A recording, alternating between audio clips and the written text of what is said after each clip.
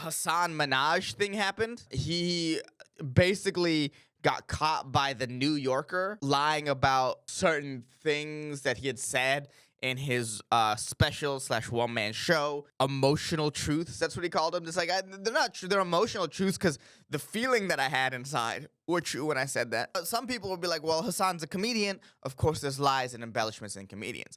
The problem is, the real deal issue with what he did was that he wasn't lying when he was telling a joke.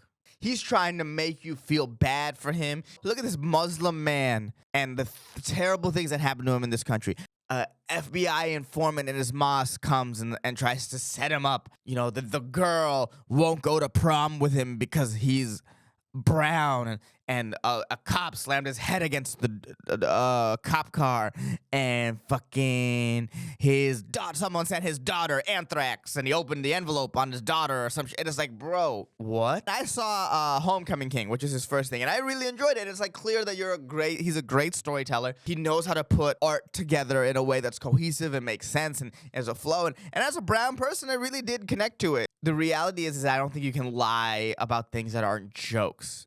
He wasn't joking. He was trying to garner sympathy. This is what he really fucked up. He used people's real names in his lies. People were getting Instagram messages, threats because of what he said. Can't do that for sympathy. Embellish a story to make it funny. Can't embellish a story to make people go, aw. This only happened because he was talking to reporters. That's hubris. That's ego. You know, I'm curious for Hasan, what does this mean? Does it matter? The sort of lesson that you can see from the whole Hasan Minhaj situation is that sometimes being a professional victim is addicting. And am I saying all this because I'm a little bit bitter that I reached out to him, even though he doesn't really follow me, to open for one of his shows and he didn't answer? Yeah. Yeah, of course that's what this is really about. Because in this whole situation of Hasan being a victim, the real victim is me because I didn't get stage time. That's what this is about.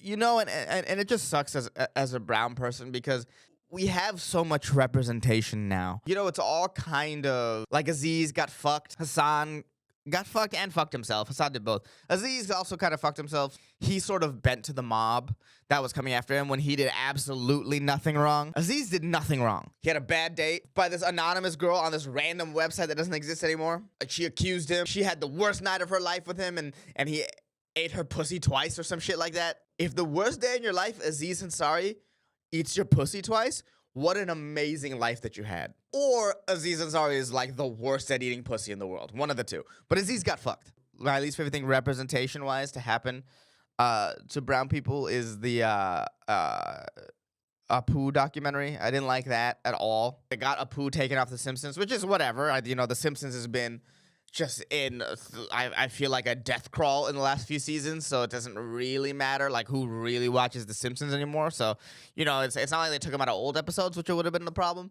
But my overall problem with that is, like, sure, there is a discussion to have about Apu and stereotypes in media, sure. My issue is if you're the guy who True TV or wherever it was gave a platform to, and instead of using your platform to maybe create the representations of brown people in media that you want, you use your shot to complain about how we were represented. And it's like, bro, it's so funny to be brown and then not take the Gandhi advice of being the change you want to see in the world. And you have that opportunity and you don't use it. I remember being in meetings with Comedy Central when I first started comedy. I would bring them sketch ideas. I would bring them all these ideas that I had. And they were always like, no, but we want to know your story. We want to know what it's like being brown in America.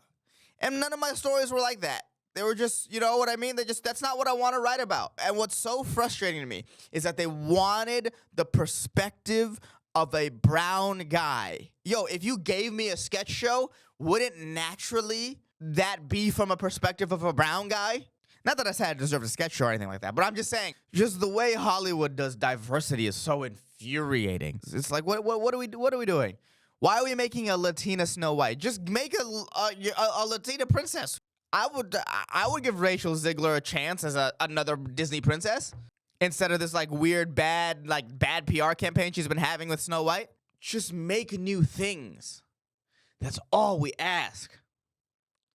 I didn't watch the female Ghostbusters because, oh, these are women that are Ghostbusters. No, I didn't watch it because I don't give a fuck about Ghostbusters, dude. I would absolutely give a Latino princess a chance. I know she's not a princess, but I thought Encanto was phenomenal. Unreal. You know why? Because I hadn't seen anything like it. Just make her own movie. Also, how are you going to have a Snow White that's brown? It's in the name. Snow White. It's not called Snow Se Puede or whatever.